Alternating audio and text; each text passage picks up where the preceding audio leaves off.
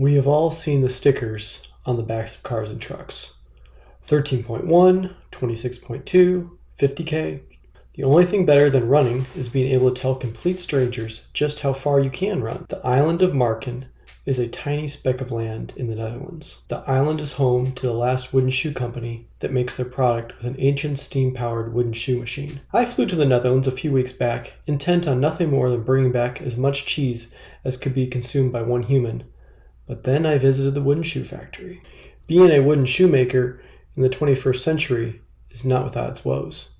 People are a complaining bunch as it is, and as delightful as a pair of painted wooden shoes looks sitting next to your back door, wearing them is an entirely different issue. Numerous people in the shop would try a pair of shoes on, only to say pampered statements like, "My feet hurt," or, "Wow, they are heavier than I thought they would be." I saw all this complaining and lack of purchasing of perfectly good, solid wooden shoes, and decided to do something to prove to the world that not everything that hurts your feet will kill you. Unless you just stepped on the spines of a stonefish, most deadly fish in the world. That could certainly kill you and would deserve some complaining. Anyways, I bought a pair of wooden shoes and decided to go for a half marathon run in them to show everyone how awesome it is to go for a run and sound like a herd of elephants. There is no sneaking up on anyone if you are running in wooden shoes.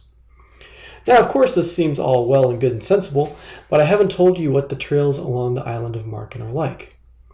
They are, with some minor exceptions, made of brick. Solid brick. The type of brick a little piggy should build his house out of.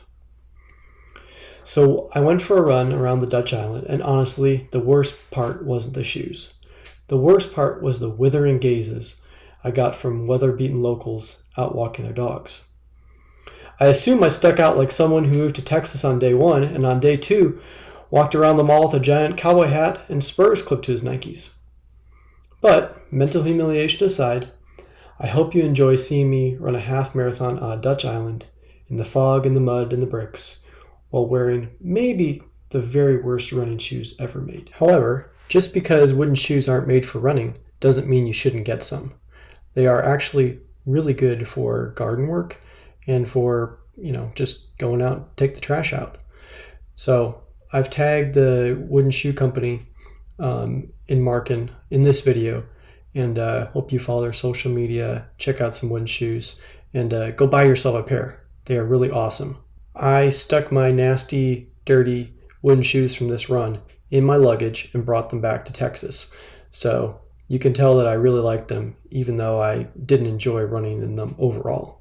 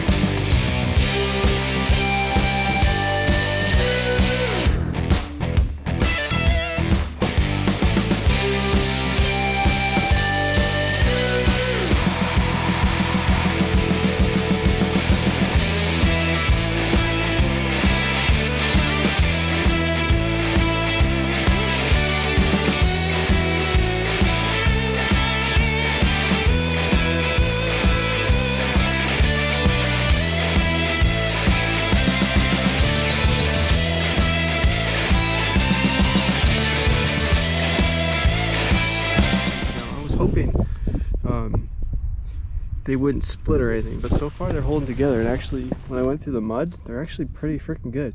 They're not slippery. They actually have fairly good traction. Well, not on the slope right here, but I haven't slipped. I haven't broken my ankle. There are a couple hot spots, as you can imagine. I have 2 pairs of socks on, but right here in the top of the shoe, my foot's gonna really feel that tonight. But other than that, like, I mean, it's not comfortable, but it's not the absolute worst thing I've ever felt. So I've definitely gotten some extraordinarily weird looks from the locals, like, you are such an absolute idiot. And I agree. The death stares I've gotten from the locals are pretty comical. There's not too many people out here right now, but definitely enough to make you feel self-conscious about running in wooden clogs on an island that makes them, and yet I believe only the tourists wear them, because they said they sometimes wear them for gardening, but they are uncomfortable as hell. And they're definitely not for running. But I'm gonna pack up again, run up to the lighthouse, and then head on back.